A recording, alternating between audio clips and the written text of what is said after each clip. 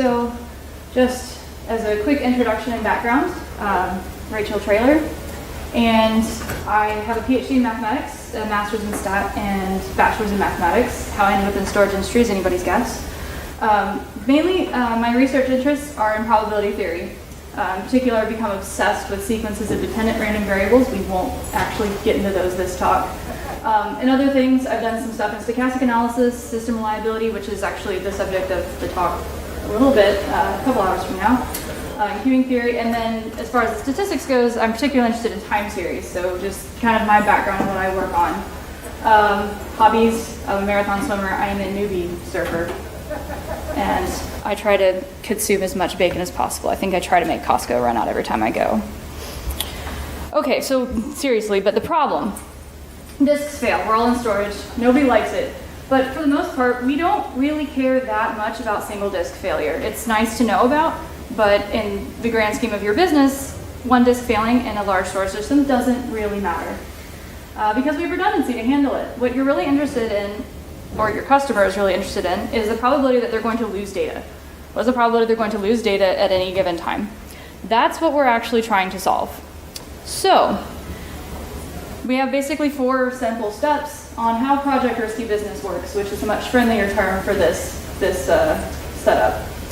So, step 1, we're just going to calculate the cumulative probability of each disk failing in the next X days. And I say X because you can decide whatever you want. If you want to know 7 days, 1 day, 30 days, 180 days, it doesn't matter. So you're allowed to figure out how far in advance do you want to know. Now that you have the disk, then you need to calculate the probability of data loss in each individual RAID group, or basically a rack. Then you want to roll that up one more time, calculate the probability of data loss in your system across all your racks. And then the last one is if a customer has multiple systems, calculate his probability of data loss overall. So we'll go through each of those 4 steps. And the goal here is, and this is kind of my, my small plug, big data science mission, those are all the hype now. When I approach a problem, I try really hard to stay as pure math as possible. Obviously, I'm biased. However, there are advantages to staying as essentially simple as possible as an analytic solution as opposed to a machine learning solution. One is that it's interpretable. So you can actually see where it's coming from and what's actually happening. The second thing too is you can answer more than one question. A lot of machine learning things have to learn a specific problem on a specific data set, whereas here, if your requirements change, if the model is general enough, you can change the question and not have to rerun a bunch of stuff. And as we'll find out in this one, the reason that this model worked so well is that this allows me to develop a system to monitor data loss at any level that you want to, and then still be able to drill back down to the very disks that are causing you problems. If you want to design some kind of proactive replacement policy or figure out how to send out your customer support reps, whatever it is, you have full-scale granularity, if you will. So that's my plug on why we chose to do it this way. All right, so step 1. Now, I gave a talk on this one last year, so I'm not going to spend tons of time on it, but I will dive into it a little bit. So what we did was we simply looked at, now we actually just kind of tested this out. What happens if you just look at one predictor of failure? A lot of people will use things like reallocated sectors. There's other smart data, combinations of it. This is not a new problem. What we decided to do, based on our own internal investigation I did about 2 years ago, is actually medium errors, and by that I mean head errors on the physical drive. So this model actually isn't for solid state drives. We did these on hard drives. It can be adapted. You just need to find a different metric you want to use. So we looked at medium errors, and as it turns out from the initial study, they were actually the single best predictor of disk failure. It doesn't mean that disks don't fail, having no medium errors, they do. What it did mean, though, is if you have that type of error, as opposed to, say, a reallocated sector or other errors, you're going to be very sick, and you're probably going to get in trouble fairly quickly. It's a pretty good indicator of essentially very unhealthy disks. Disks that we monitored about 2 million disks. And disks with reallocated sectors could tolerate them for a lot longer. The other reason we chose to use medium errors is because, at least at EMC with the data that we were looking at, that error was tracked as a standard across the DDoS. So as with smart data, different manufacturers have different things in their firmware. Sometimes it's not exactly a perfect comparison. This one was standard all across the board. So we can actually make a comparison. Now what you see on the left, that's the model, that's it. It's called an absorbing Markov chain. Now I did actually use state 0. But essentially all it is, you have some number of medium errors, and our granularity was days. That was what the data we were given, that's what I get. That's what I have to work with. So each day we get some metadata, and part of that metadata is telling me on every disk how many medium errors that disk has. So if it comes back with 1 that day, maybe it comes back with 10, maybe it comes back, I've seen as high as 150,000, although I have to imagine that's weird. Nobody's been able to tell me that that's not weird or that it is weird. I just look at data and have to assume that, okay, I guess this is a possibility. So then the next day when the data comes back in, it could have changed. That disk could have changed. It could have acquired another medium error, and obviously it's not going to lose medium errors, we're counting them. It could have jumped up 3 medium errors. It could have jumped up 10. It could have jumped up thousands. You don't know, because that jump is random. That's what a Markov chain is basically trying to show you, is that there's a probability associated with moving from either, say, 1 medium error to 3 medium error, 2 medium error to 10, 10 to 1,000, 1 to failure, none to failure, all of these possibilities. And there's a probability associated with that. And then we collect those probabilities in a square matrix. So the last column is simply, this is the probability of going from any particular state, say 1 medium error, to failure in 1 day, because that's the granularity of data that we had. Okay, now what I did discuss last year, and like I said, I won't get too into the weeds on this, because we saw such large medium error counts, I had to actually condense states. So what you see there is basically single states, 1, 2, 3, whatnot. As the medium error count increased, the states became buckets. So a 10 to 50 medium error bucket was considered 1 Markov state, for example. The reason it does not lose any mathematical properties, it does remain an absorbing Markov chain, that is provable. And the reason that I condensed that is if you have a matrix that's 150,000 by 150,000, have fun inverting that, which is necessary for some of the questions you might want to answer. We did condense to a 13-state Markov chain. And how do we actually calculate these probabilities? Pretty simple. So what will happen is we collect data from, again, probably about 2 million disks from about 2 years worth of history. So a whole bunch of data. And each one of those has a particular day and a particular medium error count. Well, you can look at the previous day and the next day. So a pair, 1 day and the next day, that's 1 transition. So there's a starting point and then a next day transition. I don't care about the days, I don't care about the times, we've got to just look at just straight transitions. So all the ones that start at, say, 0, that's going to be your first row. They start at 0. Now the probability of going from 0 to 1, it's simple frequency estimation, right? Of those that started at 0, how many went to 1 the next day?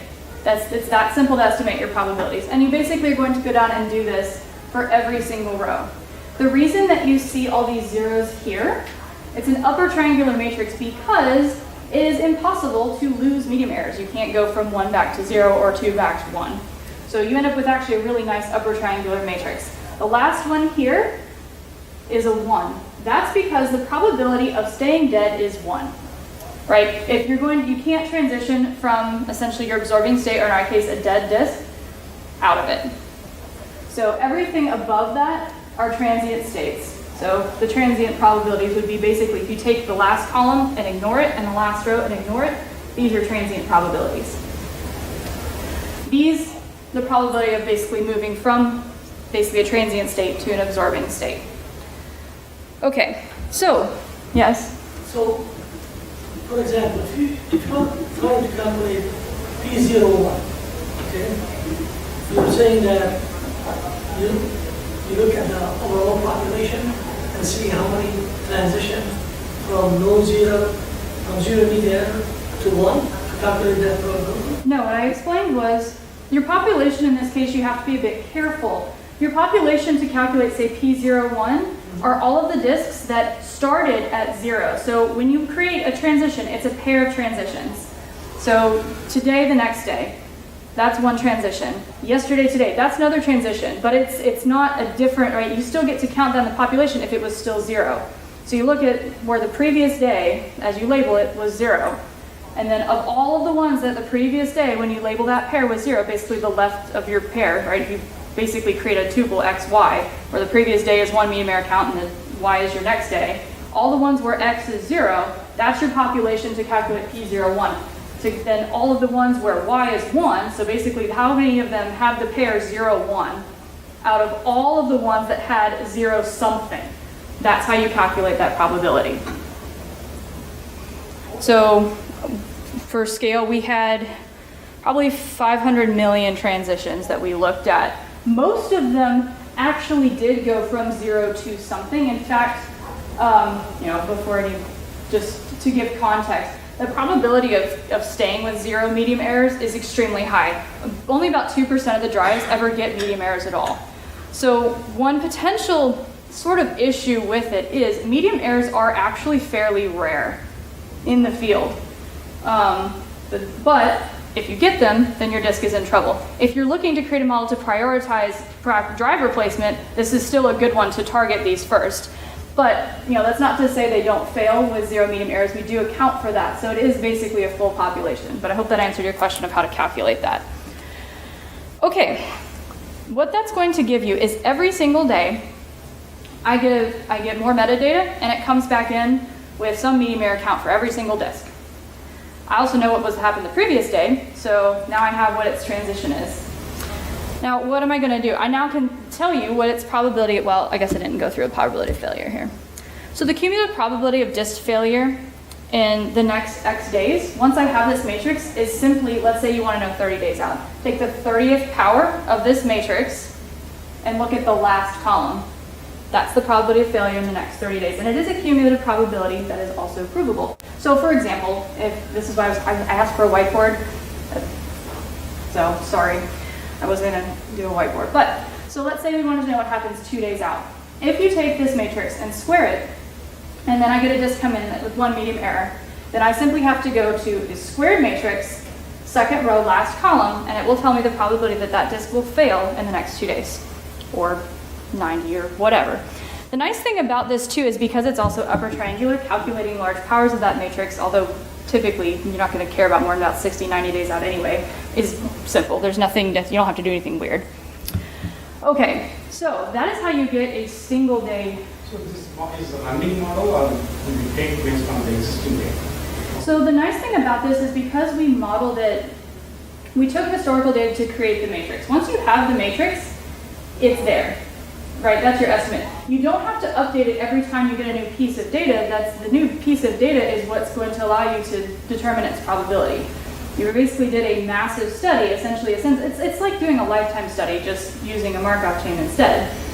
In the market, we have very vast variety of devices. Every device will behave differently. How can we come with some model that we predict?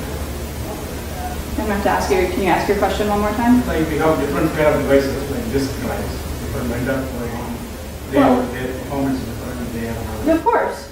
The reason, so yeah, we did an overall model, but we had a large enough data set over literally all of EMC's data domain, customer service, like their customer base, that was our data set across all these drive models. Now, can we break it out into say, well, what is, say, Hitachi's or whatever? Yeah, we can do that. We haven't done it yet because the performance in the field actually shows the overall model actually performs well enough that management told me to quit wasting my time breaking it out and trying to improve it.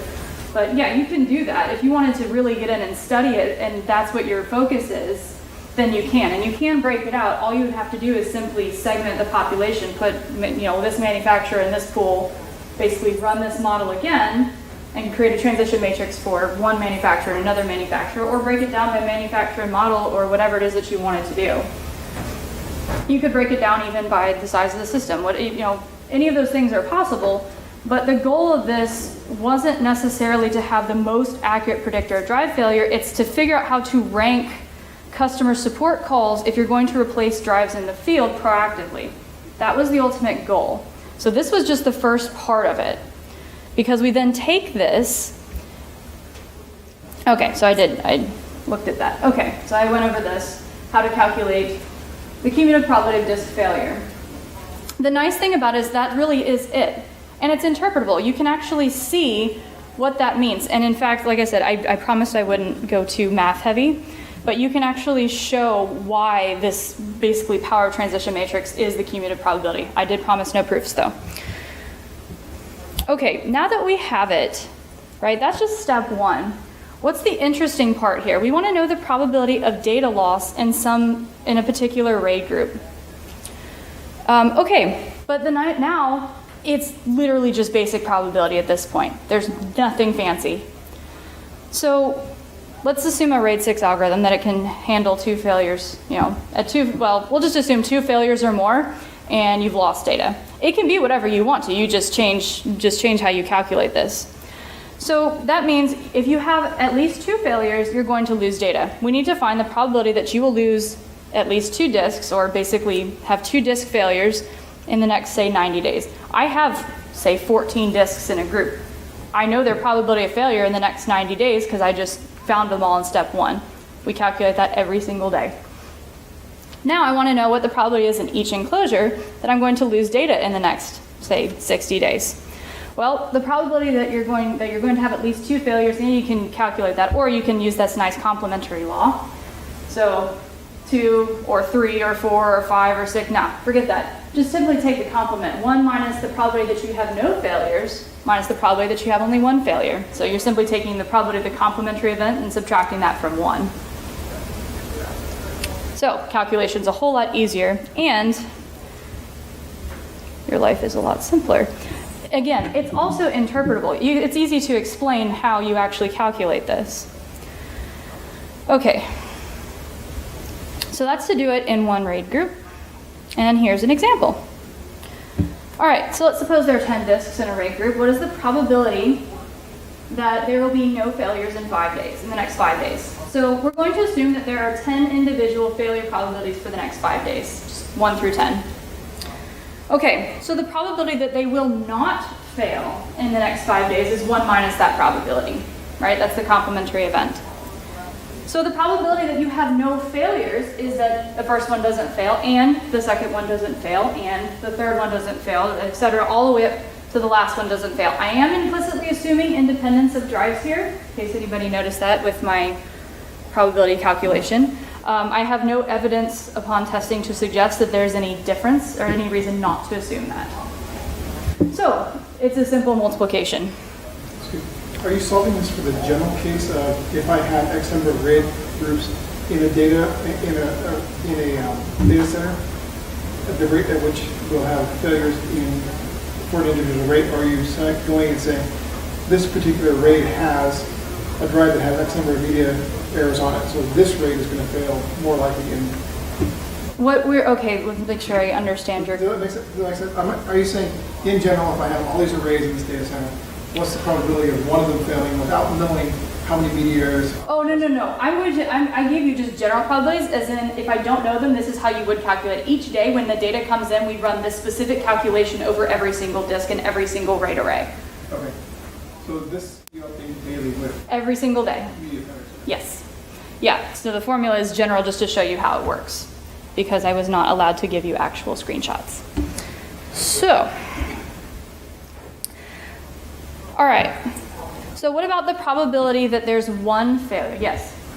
In step 1, is there a reason why you have greater than or equal to? Because grade 6 can handle 2 failures. Yeah, that's my bad. It should be greater than 2. But same thing, if it were greater than 2, then simply subtract probability that f equals 2, and then you'd be fine.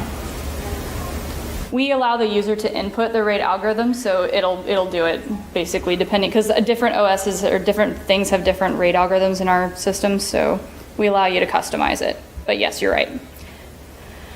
All right, so what's the probability there's 1 failure in the next 5 days? Kind of sticking with our same example. All right, this one, it's the probability that the first one fails and the other ones don't, or the probability the second one fails and all the other ones don't, or the probability the third one fails and all the other ones don't. Okay, so that's kind of an annoying combinatorial problem. Really, you just have to enumerate them all and then calculate it, kind of brute force. Why? Because the failure probabilities aren't all the same, right? If P1 through P10 were all the same, it's just a simple binomial probability. but in general they're not, right? If there's 2 medium errors here and no medium errors here, their probability of failure in the next 5 days isn't going to be the same. So it is a brute force method. However, we found that actually it doesn't really take that much time to brute force it because the previous part of the model was so fast and simple because you're just pulling from a matrix. Okay, now actually that we've done that, calculating the probability of data loss in a customer system is actually pretty much just a repetition of what we just did. So this customer system will lose data if any RAID group is going to lose data. You're going to put data across the stripe, then if any one of those goes down, you've lost data. So the probability that your system is going to lose data, say in the next 5 days, is the probability that at least one enclosure loses data. That's 1 minus the probability that no enclosure loses data. All right, so let's assume that each enclosure has some data loss probability, say pi I, and you have capital N enclosures. Now that pi I, again, that's calculated from the previous step, so you've already gotten those. It's basically a roll-up calculation every time. Disk failure probabilities each day, pulled from the matrix that we've already done.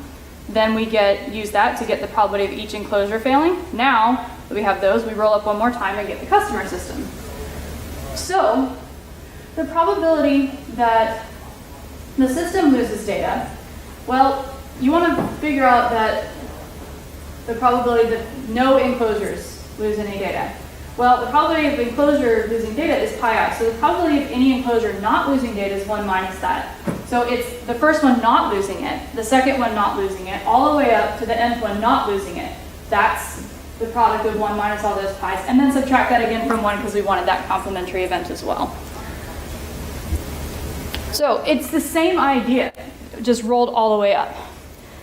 Now one more time, kind of get the pattern here. If you want to calculate a customer's probability of data loss over all of his assets, same thing. Now that you've got all the customer, all the system level ones, just do the same thing just for the customer.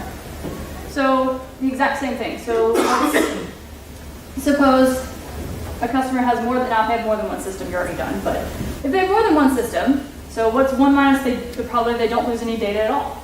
Well, the probability that they don't lose any data at all is going to have the exact same formula as before. We're just going to replace it with the system data loss probability, rolled one more time up. So same idea. Now in practice, this is what it looks like. Now I drilled down to the enclosures because customer names aren't allowed. But this is a real customer. This is really run every single day. What you would do is you would click, now the system level, like I said, I didn't show that because it has a customer name attached to it, but this is real. So its enclosure 1 has a probability, and this is this is 90 days out, has a 33-ish% loss, or percent probability of data loss in the next 90 days. Well, which disks are causing that problem? We've highlighted both of them right there. So you can go all the way down. You start at the customer level, you'll see basically all the risks. On the back end, we can rank the customers that have the highest risk profile and then go check them out first. Because most of the time though, I will say, because I just had to pick some to show you bad ones, most of them have risks on the order of literally 10 to the minus 8, so it's fine. These are just the bad ones because we have to show you. This is actually pretty rare to have this kind of risk.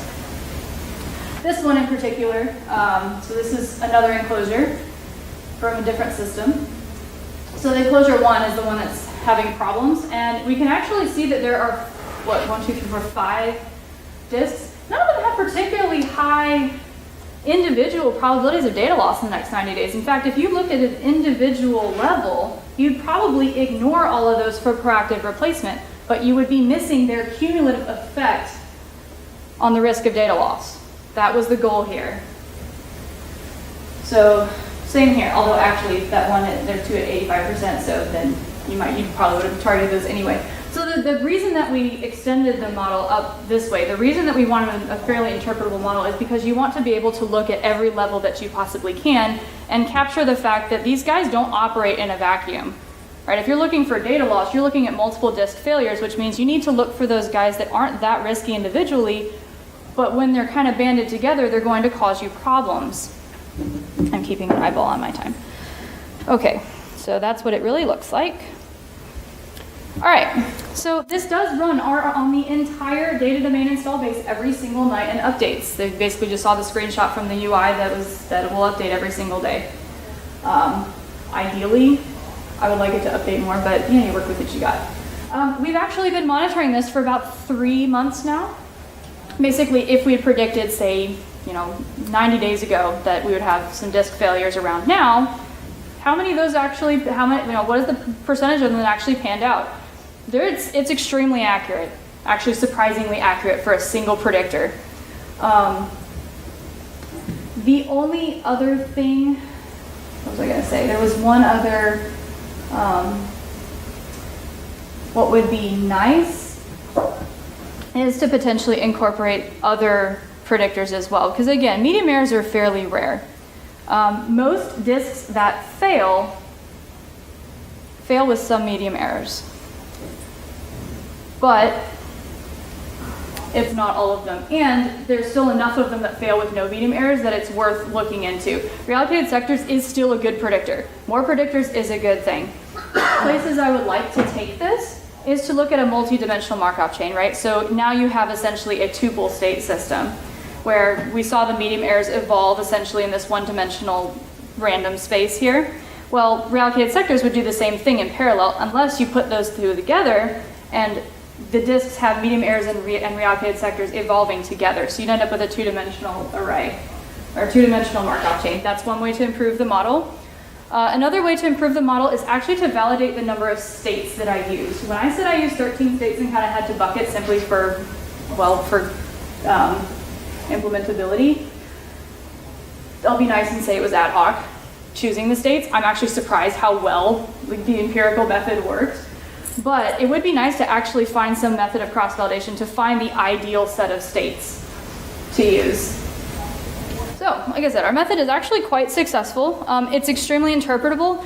What it's being used for is more of a ranking system. So you wouldn't go out and tell a customer you have an 80% risk of data loss. Let's not freak people out. But what you would want to do on the back end is maybe say your risk score is very high. It's at 80, without telling them that's actually your percentage of data loss, whatever. Then you might want to tell them something like, we would recommend that we send somebody out to replace some of your drives. We would or on the back end, you might want to be able to rank them and also organize them. The next stage of this project was ideally going to be looking at geography too. This being just one part of the model, and if you want to actually optimize sending out customer support for proactive drive failure, which we do, then you would also want to take their geography into account. Oh, we have a couple of, this high-risk guy and a few lower-risk guys, but while he's going out there anyway, let's just replace some of those too. So it would be a way to help optimize customer support calls. Okay, so some lessons that we learned from this project. Sometimes an elegant model actually does work the best. And in particular, since the focus wasn't on having the absolute perfect predictor of drive failure, the focus was on what you're going to use it for, which in our case was ranking risk of data loss.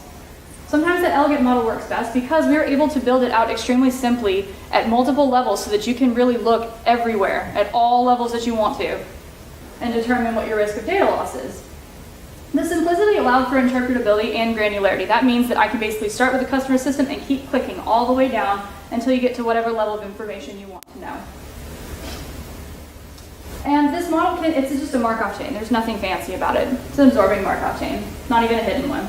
It can be used on any error type you like. I could rerun this whole thing again and just change, medium errors to reallocated sectors, run everything again, and I'd have everything up and running in the next day.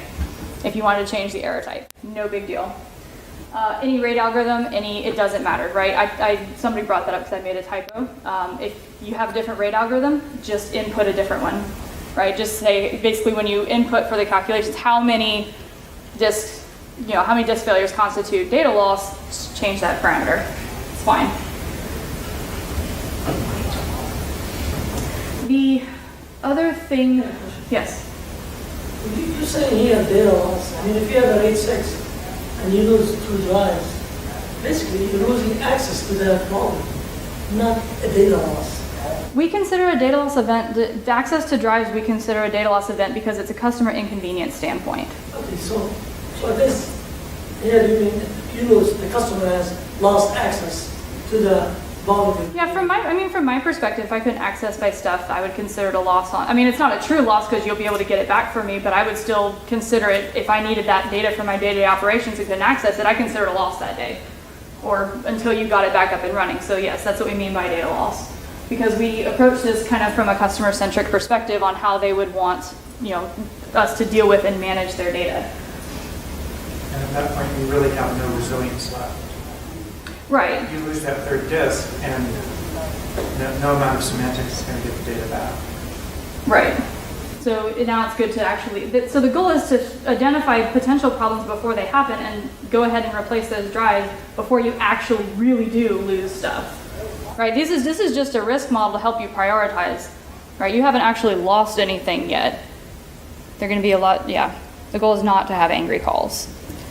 I have one other quick question. Mm-hmm. You mentioned that you sort of take a simple model and compose these steps. If you were to drop in an existing failure model for a single drive that is not Markov based but it's something else, That's fine. you still use all Yep, that was also the reason we wanted to build it out that way. Yeah, if you found a better one, let's say you wanted something that isn't a Markov chain, let's say you wanted even, there's several different Bayesian versions, doesn't matter. As long as you feed me cumulative failure probabilities, it still rolls all the way up.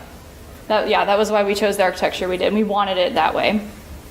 No, this is good. I did want to leave plenty of time for questions on it. Cumulative failure probability just means that the probability the drive will fail Anytime between now and the next 90 days. So yeah, some things that you have to get around is like, well, the probability that it fails in 90 days, that's literally on the 90th day. You're interested in any time between now and 90 days. That's the cumulative. Yes. So when you were running your simulations, did you actually run through and check the validity of the predictions, the readability compared to the actual failure rates? So I'd like to point out to keep in mind that this is a risk model as opposed to a classification, so that there's no false positive, false negative here. What we did want to do when we validated it was you basically, okay, well today we recorded that, this number of disks had whatever probability of failure in the next 90 days. You would want to go back and check after 90 days of those disks you predicted, how many of them actually failed. That's the method for validation, and we did do that. We were anywhere, that one was actually the validation studies we wanted to actually break out by drive model because different drive models can handle medium errors a little bit differently. But yeah, our predictions, as far as risk goes compared to like actual rate of failure, about 5% off with a single predictor. So this is more of a common kind of question, but there are processes being put through the engineering spec right now in the technical group to talk about some of the performance as well as degradation possibilities on the drive itself to be implemented inside of a protocol to be reported back to the host. I can see some pretty strong parity here between what you're doing and what's going on in the protocol there. And then actually it brings up another point I did want to mention. The definition of failure is a little bit fluid here, right? Because of things like that, it's not a hardware, it's not necessarily a hardware failure. What happens, I can't actually tell if a disk has failed due to a hardware failure or just the software decided to fail it or to mark it as failed and no longer accessible. The data that I had access to, I have no idea.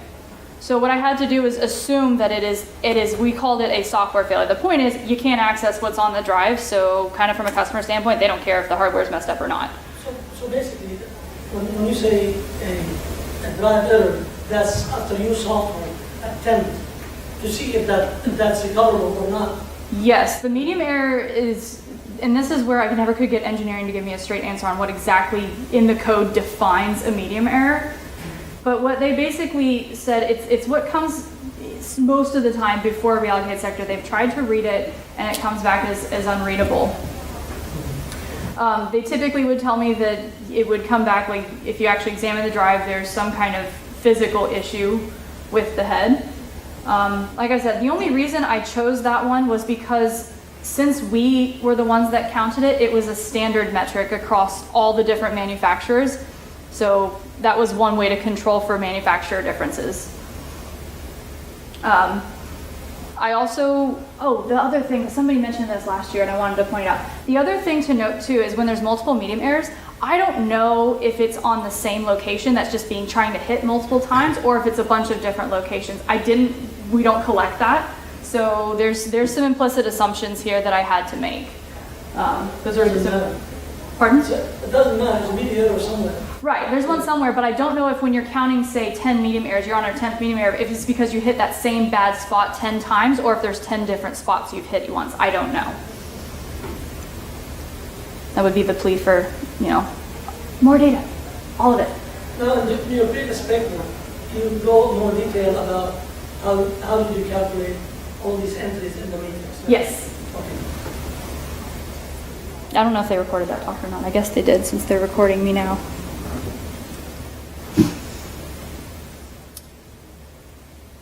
Any other questions?